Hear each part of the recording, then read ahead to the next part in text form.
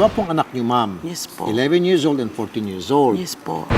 Sir Eduardo Estrella, andito si Mrs. Ang kanya pong talagang pakay ay gusto niyang samahan namin siya sa korte para ikaw po'y masampahan ng kaso sa Bausi at ikaw po'y makulong. Bukod pa dyan, kasi nga po may anak ka na pala sa ibang babae. So, swak na swak ho ito, kahon na kahon ka sa loob ng kulungan. Ano pong reaksyon niyo, sir? Gusto niyo makulong o ayaw niyo makulong? Kasi ba, sir, ang may gustong makulong, sir, naghahanap buhay naman po tayo ng legal. Oo nga, legal nga po, sir. Legal nga, sir, ang inyong hanap buhay, marahil. Pero, sir, yung pong ginawa niyo hindi tama, which is hindi pagbigay ng tamang suporta, plus meron kang anak sa ibang babae, candidate ka para maging kosa ng mga preso dyan sa Bilibid.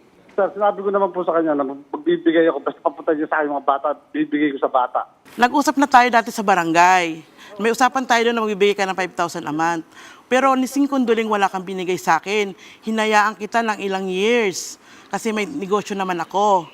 Ngayon, nung tinira mo sa atin, 3 bahay ng pagitan namin. Nakikita ng mga anak ko. Minsan lalabas ng bahay. Ayaw na lumabas kasi nga nakikita na doon yung kabit mo. So, sa akin, wag mo na akong respetuhin yung anak ko na lang kasi akala tama yung ginagawa mo. Mali yun nila. Kalalakihan ng anak mo, 6 years, 5 years old lang iniwan mo yung bunso. Ngayon, 11 years old na. Wala kang sustento. 6 years na. Opo. Tapos walang sustento kahit Wala na Singkunduling. Wala na po. Oh, sir. Sir, ganito kasi, sir, sabi ko nga, sir, basta papunta niya sa akin bata, susuportahan ko na yung bata eh.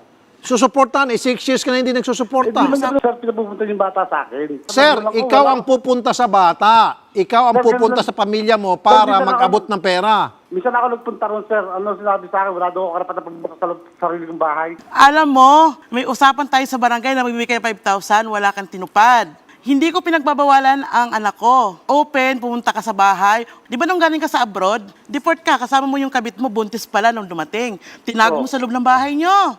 Tapos, nung nagpabarangay nga ako, pinasearch ko, wala daw doon. Yung pala, tinipan na kayo, tinago mo yung kabit mo. Ngayon, pinabayaan ko kasi ng anak, nakita ko na yung anak, nandun na yung kabit mo, pinabayaan ko na, doon tumira. May mga picture ako, marami ko ebidensya. Kompleto ako. Ba't siya na-deport, ma'am? Sabi nung isang kabit niya doon, sa droga daw nakulong doon. Droga. Pero not sure Ay, nako, sir, dito, uso ang tukhang. Paano yan? Okay lang sana kung makulong ka, kung matukhang Hindi ka. mag-droga yung mula doon. Ang nag-deport, may papel ako, yung babae lang wala. Yun nasabi sa akin. Okay, sir, ganito na lang, sir, ha? Ikaw, sir, ay magbibigay ng suporta o hindi, sir? Bibigyan ko support, papunta lang sa akin bata. Walang problema yan, sir. Karapatan Hindi kita pinagbabawalan. Okay, sir, ako na mismo magsabi, kung hindi ka nagbibigay ng suporta, tama lang na huwag ipakita yung bata sa'yo. Walang karapatan makita ang bata. Kasi, sir, ayaw mo sila i-recognize. Bakit? Kasi ayaw mo magbigay ng suporta. Dapat lang yung mga bata, hindi ka kilalanin bilang ama. Sa mga magulang niya, kinusintit pati rin yung kabit. Oh, di ba, sir? Wala nagkukonsinti sa akin. Hindi ba kinusinti na magulang mo pati rin ang kabit? Ano ibig sabihin nun? Ikaw walang respeto sa magulang ko. Ikaw nagbibigyan ng pagkain, panis at bulok. Kaya ako nakapag-iwalay sa iyo. Dahil nagtatalo na palagi natin sa pera, sustento ng magulang ko. Ang babaw. Ang babaw. I-prove mo. Sa'yo, mababaw. Kahit mag-imbestiga kayo, tanongin niyo mga kabarangay kung anong klaseng pamilya meron kayo. Kasi kung ano ba talaga, kung ano ugali mo meron ka. Bakit ang tapang mo ngayon? Makukulong ka na. Matapang. Sir, narinig mo, sir? Sir, makinig ka.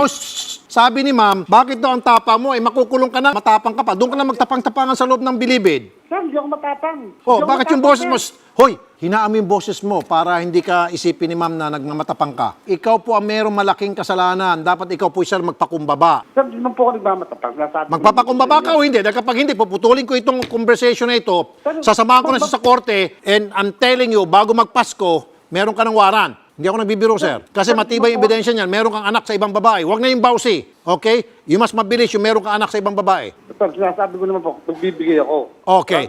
Now, ngayon, take 2. Makiusap ka na maayos kay madam. Babaan mo yung boses mo. Kaya magbibigay po ako talaga ng sustento. Boses mo, babaan mo pa, konti baba pa. Take 3. Mababa na po ang boses ko. Babaan pa, take 4. Yung medyo may konting lambing at medyo parang ikaw ay nagmamakaawa at naiyak. Sir, magbibigay po ako ng sustento. Okay. Basta po papuntay lang po yung bata sa akin. Yun lang po Sana yung lang hinihiling hindi ko, dito sa harap kasi sasabihin mo lang ganyan. Sana yung sinasabi mo dito ngayon maging totoo na yun. Una, hindi nga sustento pinupos ko ito. Wag lang dalhin yung kabit doon sa bahay ng magulang mo eh. Kasi andun lang 3 bahay na pagitan natin eh. Ngayon ipupos ko na yung sustento. Kung hindi ka pumayag, pakulong na lang kita. Magbibigay ako ng sustento. Basta papuntay sa akin mga bata. Tapos, magbibigay ako. Walang problema to. Pag-usapan Bakit lang ngayon mo ganyan. lang gusto siya pakulong? Kasi Sana po, noon pa. ayoko na maging broken family dati. Naawa ka sa kanya. Opo. Pero ba't hindi siya naawa sa inyo? Yun na nga po. At saka, Christian po kasi ako kung Christian. Christian. Okay, sige. Kaya po, mababay ko. Christian kayo. Judas naman tong kaharap Ayun mo. na nga ba. Ano mangyayari? Talagang pasensya po yung ano ko. Oh. Sagad na po ako sinabi na ako ng kabit ng mag-move on ka kasi di ka makapag-move on. Ako pa ang ganyanin niya. Kami, naghiwalay kami, hindi po kami nagmurahan ng ganyan. Basta wala nang gano'n. Sir, bukas sasamahan namin si ma'am sa barangay. At kayo po'y magkakaroon ng kasulatan, magbibigay ka ng tamang sustento. And then number 3, wag mo po iparada yung girlfriend mo. Okay, sir. Last na lamang, babaan mo pa ng konti yung boses mo, makiusap ka kay Mrs., sabihin mo, sige, magkita tayo sa barangay. Sige. Lang niyo po ako, di po ako na makakarating agad-agad dyan. Pwede po ba schedule po natin? Alam mo, ob ka talaga. Makukulong ka na, pinoproblema pa ang trabaho mo. Pag ikaw ay nakulong, hindi mo na kailangan trabaho kasi doon sa loob ng bilibid, hayahay ka na. Ikaw tatrabahuin doon. Sir, pupunta po ako sa inyo bukas pero hindi sa eksaktong oras. Yun lang pong Okay, sige, kahit hindi eksakto oras, mas dito ka bukas, okay? Sige po, sir, walang problema. Kahit po ako makulong po ako, mamamatay ako. Di ako natatakot mamatay. Yun lang ano ko. Hindi, alam ko hindi ka takot mamatay, pero alam ko takot ka makulong. Kahit pa paano siguro. Di po ako takot makulong. Ba't po ako matatakot makulong? Sige. Sinabi mo yan, sir, ha? Tatandaan namin yan, sir. Okay. Ma'am, balik ko ulit dito bukas, pagharapin ko kayo, and then after that, tingnan natin kung maayos ang pakiusap niya, kung tingin natin na sincere siya, diretso sa barangay. Pero kung nakita natin na binubola lang tayo, diretso tayo sa korte. Wala po siya kinakatakutan. Paano niyo po napalaki itong dalawa niyong anak na wala silang ama? Awa ng Diyos sa konting negosyo ko nabubuhay ko yung dalawa kong anak na walang tulong niya. Opo, hinahanap po ba nila? Opo, syempre, lalo po yung bunso ko kasi 5 years old lang nung iniwan. Tapos, nung umuwi siya, magbabanding sila. Nung nalaman ng anak ko na nun yung kabit sa lola niya, siya na mismo umiwalay. Siya nang hindi na pumunta doon sa bahay ng lola niya. Hindi na po sila nag-usap sa mula nun. Hindi na. Tapos nagagalit na siya. Tapos siya pa nga nagpo sa akin na, Mami, pakulong mo na nga yan. Galit po sila ngayon sa Galit po, lalo yung panganay ko. Dito naman po sa babae, may mensahe po ba kayo? Kahit saan kayo, magsama kayo. Huwag lang po doon tumira sa looban lang. Yung kahit saan po itago nyo lang, huwag lang kapapakita sa akin o sa anak ko na lang. Kahit makita ko kayo, okay lang. Pero yung anak ko, na makikita ng anak ko na nandyan yung kabit niya. Huwag naman. Respeto lang. Tutulungan po namin kayo. Thank you, Lord.